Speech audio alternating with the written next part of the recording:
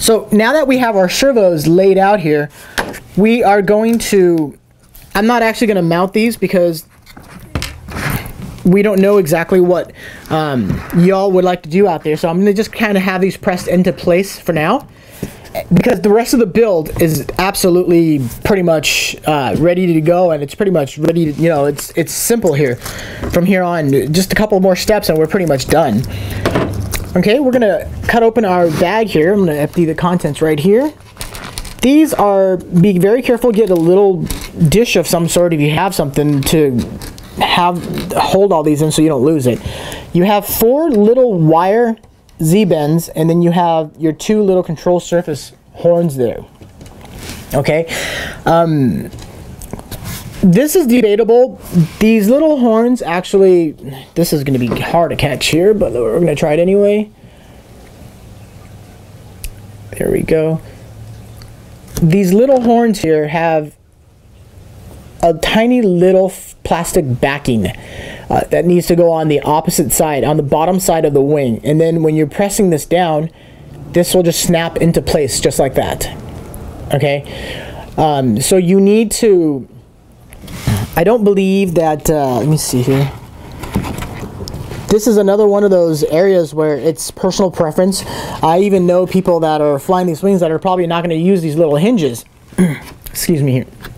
So what you're doing here is, however your orientation of the servo is mounted in your wing and how you want to mount your servo arm onto your servo, all you're going to do is grab your ruler, and I would not run these, because we're looking at a sweep angle in the elevons and then in the leading edge. So I wouldn't run these push rods straight like this, like 90 degrees from the servo, 90 degrees down to the control surface, which you can, but I don't do that. I try to find a general line to where it's actually like, well, you definitely want to power up your servos and get everything to center first before you do this.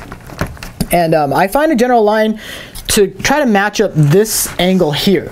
So I'll just run my ruler to, okay, this control arm here has several different holes. Included are different control arms, so you can decide which ones you want to use. Let's just say we're going to use this one.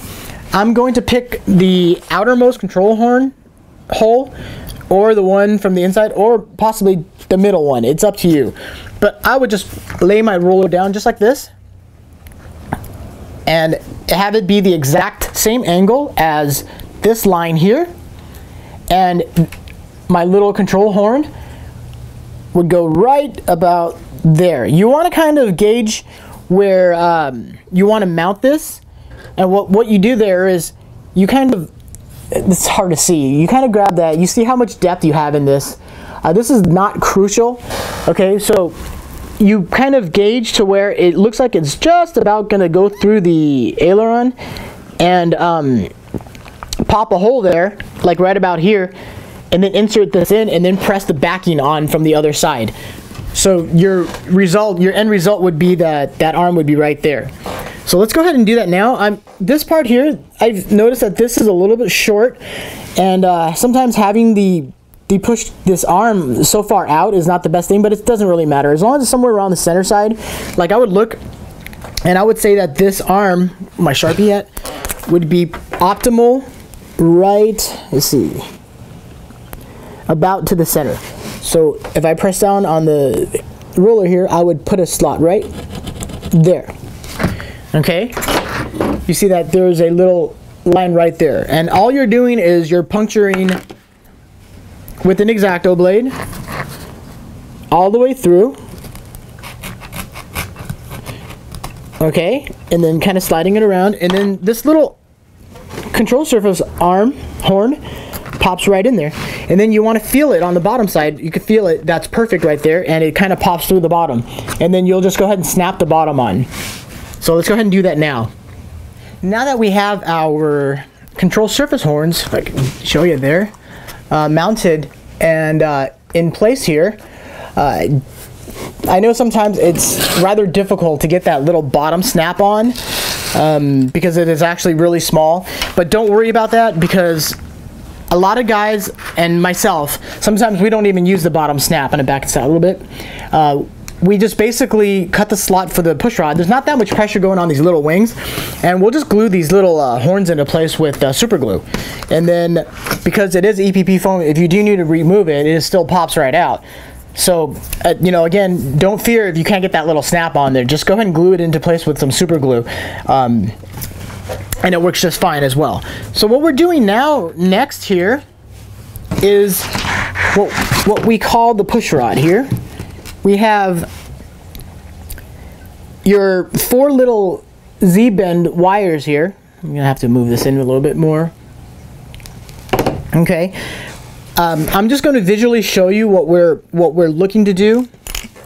And what we do is, first of all, you get your shrink tubing that's included, and I cut it into sections just about as long as the metal portion, the longest length of the metal portion on the little Z-bend rods. Now, this is hard to see. So right about there. So I'll cut it into segments of like that, into 4 pieces, because we have 4 push rods. Okay, so there's 2. And 3, and then may have a little bit of excess left over, which is just fine. So there's 4. This part here, there's a couple of methods on how you can actually get this completed. One of the easiest ways that I've found is, once you have your servo centered and you know that the correct direction is going in the elevons, or the delta wing in the elevons, then you can go ahead and set these in the correct lengths. And what I'll do is, for the sake of lining this up here, let's see here, I'm going to use the second to the outer hole. Okay, I'm going to put one little metal piece into place here. And what these are, these little shrink tubing, is they're going to hold the metal rod to the carbon rod here. This carbon rod, depending on how you mount your servos, could possibly be too long. And that's the case here. So I'm going to grab some wire cutters and I'll be right back. So as we discussed, the carbon rod here with the position of my servo is a little too long for what I need. So what you're looking for is, you want enough. We're going to use the bottom hole on the control surface arm here. Be careful. We're going to insert the Z-bend here. There we go. And we're just looking to have the carbon rod basically pretty much just reach. Actually, I would move probably the rod. No, that's okay. I'll probably move this to the inside. We're looking for the best geometry we can possibly get, which is not crucial, once again. But if you're if you're a perfectionist like I am, I always try to find the best line, the best angle where there's less pressure on it, which right there you can kind of see that the two, actually it's kind of hard to see, but the two actually line up pretty straight. And then what you're doing now is, you're just going to have this carbon rod just get far enough onto the metal rod without it touching the control arm there, and then without this one touching the control surface arm. So I'm going to say right about there. You can always cut it longer, and if you need to cut it shorter, you can cut it shorter. That's way better than cutting it too short and then saying, well, the rod is now not long enough and you don't have another rod. So we're going to say right about there to right about there. That should be pretty good.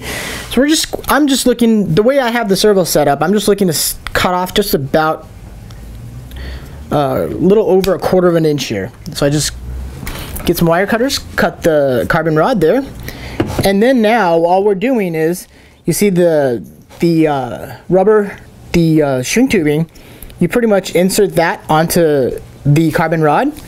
You line up the carbon rod with your little Z-bend metal push rod, and it takes a steady hand sometimes, and you kind of just, if you have somebody to help you, it's probably easier.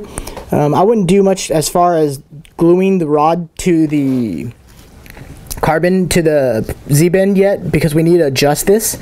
So now that once we've done that, you kind of just slide both sides on, and you can see that this is what, let me see, move this a little bit.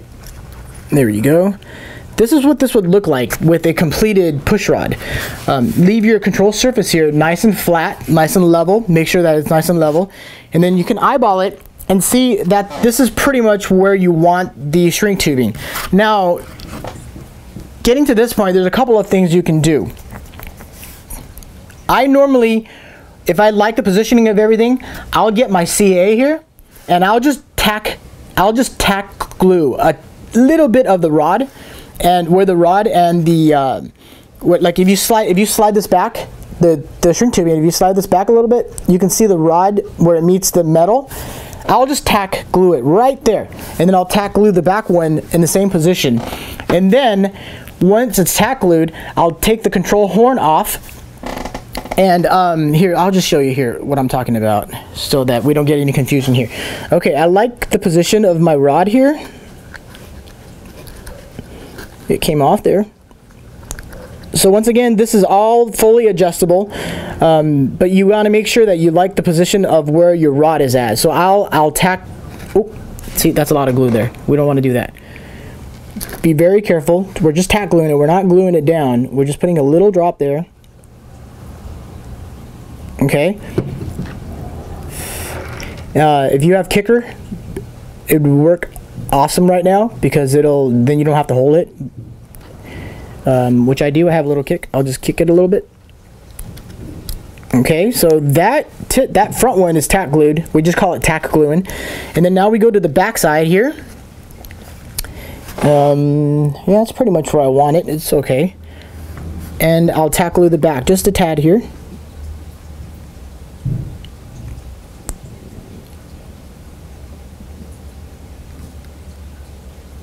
Trying not to squeeze this CA bottle too much because you don't want it all of a sudden come flying, oozing out of there. There we go. Okay, so that's basically called tack gluing.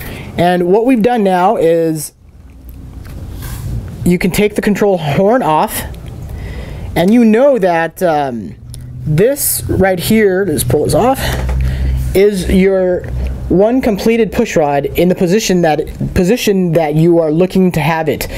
You could mimic this to build to the other side, and or do the other side completely self like standalone, so you can measure everything once over again. But what we're doing now is this is just shrink tubing, and what I would like to do, it's up to you. A lot of people would just shrink tube this down now. I don't do that. I'll move the shrink tubing out of the way, and I will now go ahead and just glue. I'll put a bead of CA here, just like that, on the push rod where the metal meets the carbon. Of course, there's an easier way as well, which you usually just get glue everywhere. Sometimes I'll heat shrink these, and then I'll add a little CA to it and let the CA kind of just seep in, which works. Okay, so now we have positioned like that the push rod, the metal push rod ends, and the shrink tubing. So at this point, you can use a heat gun, or what we all use is basically just a lighter. And we heat up the shrink tubing so that it completely shrinks down on top of the metal here. But I wouldn't do it just yet because CA is flammable, so you don't want to do that and have the CA catch on fire and then have the shrink tubing burn off. So that's potentially not fun. So we'll let it sit for a little bit until it actually dries up, and then we'll go ahead, or if you kick it too, and then we'll go ahead and shrink this down into place. Okay, this is now dried pretty good, so we're going to go ahead and use a lighter, and we're going to shrink the shrink tubing. And here's a tip for you here. Any kind of a lighter, doesn't matter what it is, do not use a blowtorch lighter. That's too much heat. Heat guns are always the best, but if you don't have access to a heat gun, just a little lighter is fine. When you start a lighter, you notice that there is the blue flame portion of the lighter, and then there's the golden portion of the flame of the lighter.